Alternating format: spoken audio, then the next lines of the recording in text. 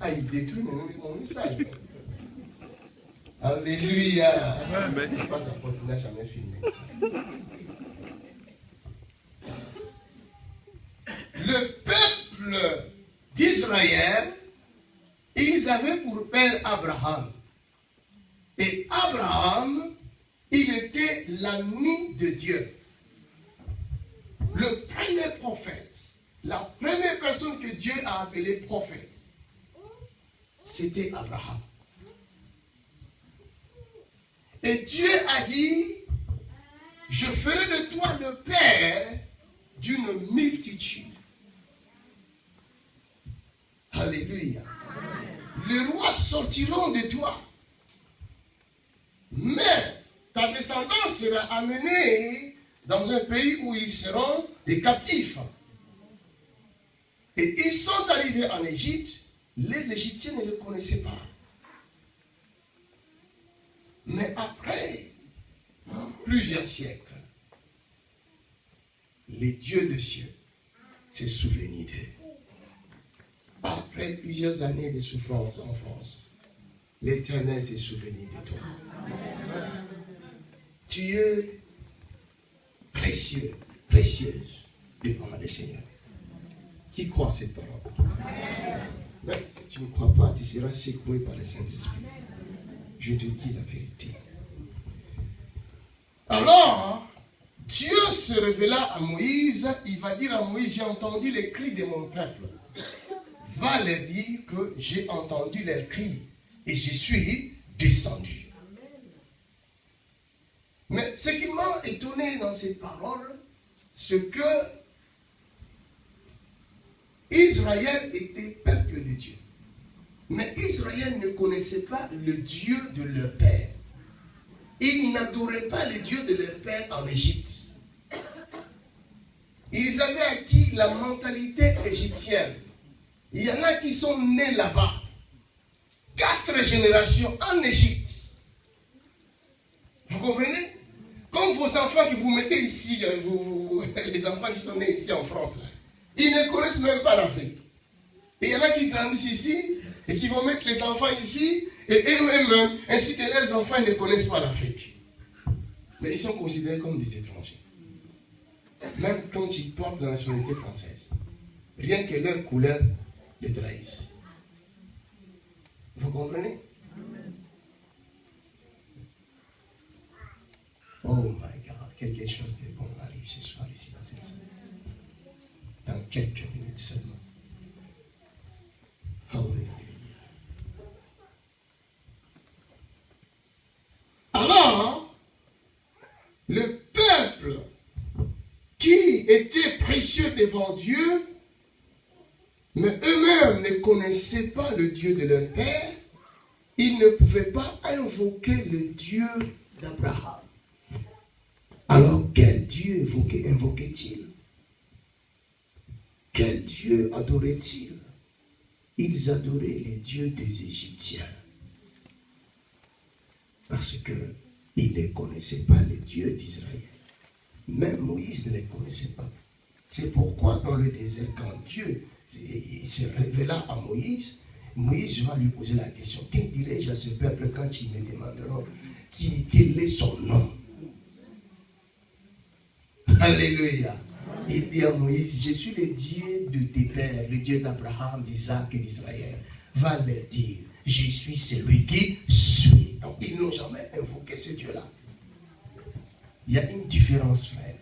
Si le peuple qui n'a jamais invoqué le Dieu d'Israël, Dieu a entendu leurs cris, combien, à plus forte raison, toi qui connais ce Dieu-là, et tu as reçu son nom, Jésus de Nazareth, tu l'as reçu dans ton cœur comme Seigneur et Sauveur, combien?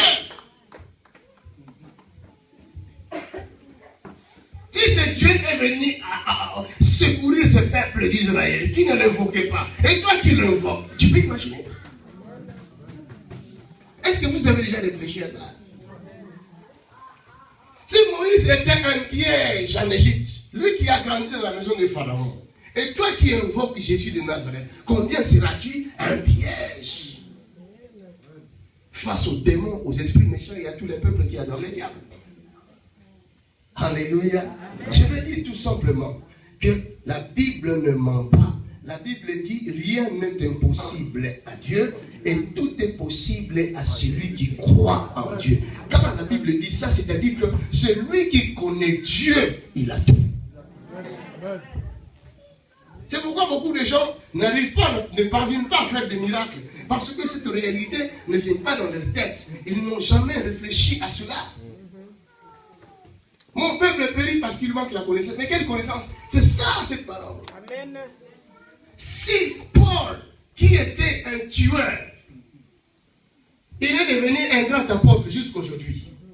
Toi, tu as déjà tué quelqu'un? Non. Pourquoi tu ne fais pas des miracles plus que Paul? Hein?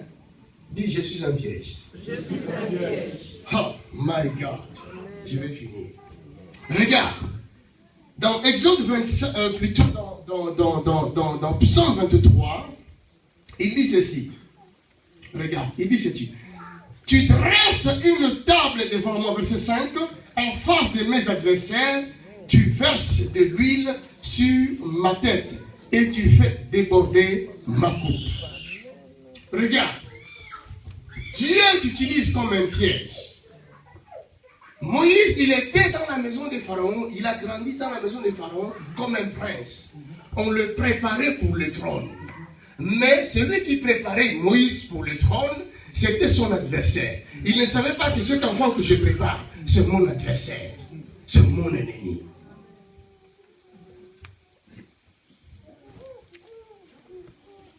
Tu es comme un piège sur la terre. L'Éternel Dieu des armées va se glorifier dans ta vie. Amen. Alléluia.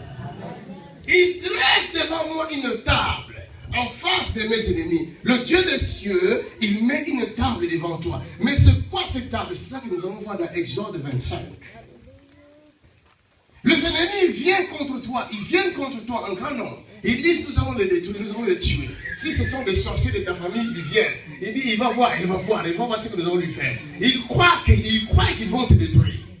Mais toi, tu as déjà reçu un nom qui est élevé au-dessus de tout nom. Ils ne savent pas ce que ce nom est capable de faire. Ils ne savent pas ce que ce nom est capable de faire.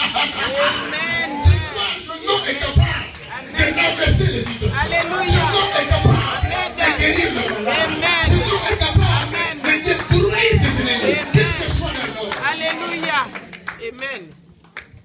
Tu es un piège. Mon bochet est là. Regardez, la Bible dit, au verset 23, Exode 25, verset 23, il dit, tu feras une table de bois d'acacia. Sa longueur sera de 2 coudées, sa largeur d'une coudée, et sa hauteur d'une coudée et demie.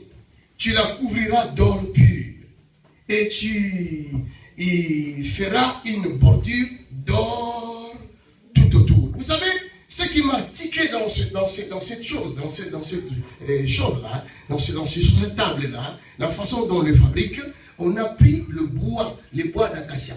Le bois d'acacia, c'est un bois qui coûte cher. Alléluia. Mais avec quoi on a crucifié Jésus? C'était quoi? Le bois, hein?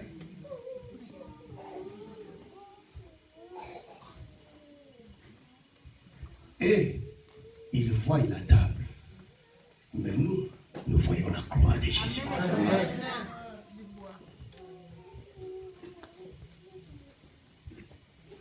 Là où il y avait la manne cachée, c'est là où il y avait la présence de Dieu. Sur la croix, il y avait la présence de Dieu. Jésus de Nazareth, le même bois. Alléluia. C'est sur la croix que nous recevons la guérison. Et la guérison se trouve dans l'arche. Dans l'arche, il y a la présence de Dieu. Sur la croix, il y a la présence de Dieu. C'est ça le piège. Et il regarde. Quand tu voyais la croix, Jésus-Christ, était déjà en train de libérer les captifs qui étaient sur la terre. Et quand on le frappait, les gens le frappaient, ceux qui le frappaient, ils croyaient tuer Jésus-Christ. Or, pendant qu'on le frappait, ce qui se passait, c'est que Jésus sur la croix était en train de crucifier des péchés, des maladies, des problèmes, tout ce qui te faisait mal. La Bible dit dans Colossiens 2, il a dépouillé les autorités pendant qu'on le crucifiait. En réalité, dans le domaine spirituel, ce sont les démons, les principautés, les esprits méchants qui étaient crucifiés. Et sur cette table, qui était en or, couvert en or, la Bible dit, il y avait là-bas, nous allons lire ça un peu. Regardez. Comme ça, vous allez comprendre. Regarde, verset 25. Verset 26. Tu feras pour la table 4 anneaux d'or et tu feras les anneaux aux 4 coins qui seront à ces 4 pieds. Et les anneaux seront près du bord et recevront le bas pour porter la table. Verset 28. Tu feras les barres du bois d'acacia et tu le couvriras d'or. Elles serviront à porter la table. Tu feras ces plats, ces coupes, ces calices et ces tasses pour servir aux libations. Tu le feras dormir. Tu mettras sur la table le pain des propositions continuellement devant ma face. Alléluia. Sur la table, il y a le pain qui sera là éternellement. Mais il n'y a pas que ça, il y a d'autres choses qui sont sur la table.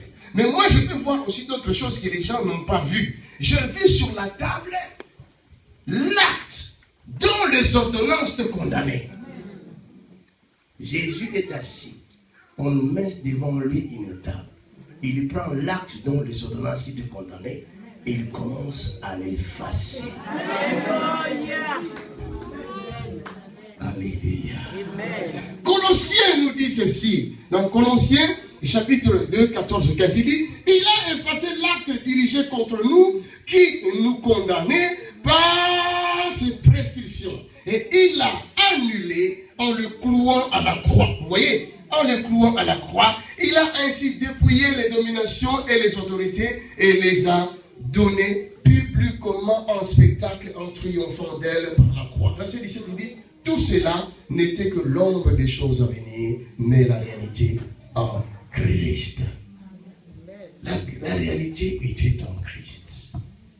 Tout ce que nous venons de lire dans Exode, ce n'était que l'ombre des choses à venir.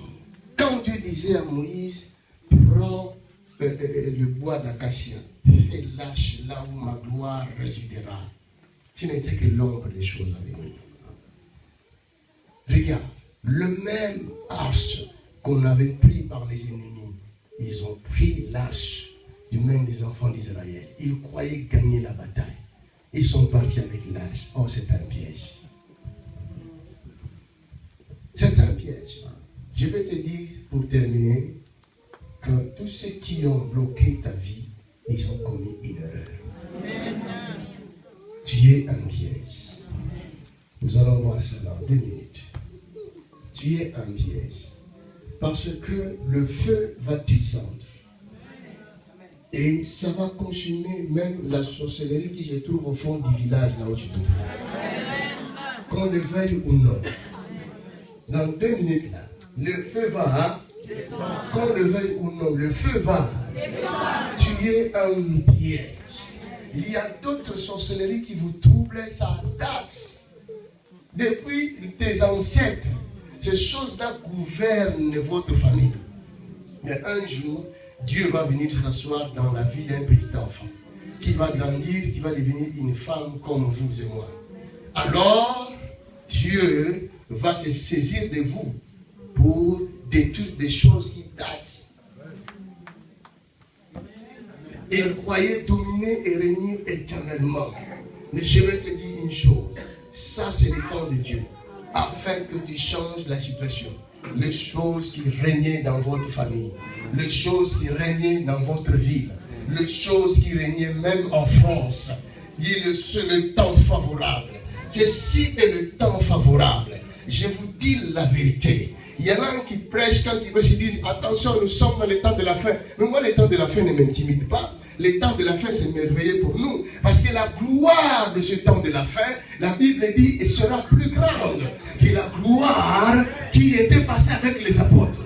Les apôtres ont vécu la première gloire. Nous vivons maintenant la dernière gloire. Je me réjouis dans ce temps de la fin. L'onction que nous avons dans ce temps de la fin est tellement puissante que c'est que les apôtres avaient. Si vous ne saisissez pas ce temps, c'est votre problème. Moi, je saisis ce temps. C'est pourquoi j'ai accepté de rouler plusieurs kilomètres pour venir expérimenter la gloire de Dieu. Lèvons-nous. Lèvons nos mains au ciel. Je veux que tu comprennes d'abord que tu es plus que le peuple d'Israël. Tu n'es pas Israël de Dieu. Ça va vous étonner peut-être. Il y en a qui disent, je suis Israël de Dieu. C'est une erreur. Israël veut dire peuple de Dieu. Mais Dieu lui-même, il avait dit à son peuple, alors qu'ils étaient encore son peuple, il dit, dans ce temps-là, je serai pour vous un père. Vous serez pour moi des fils et des filles. C'est-à-dire l'ancienne alliance. C'était une alliance de Dieu et son peuple.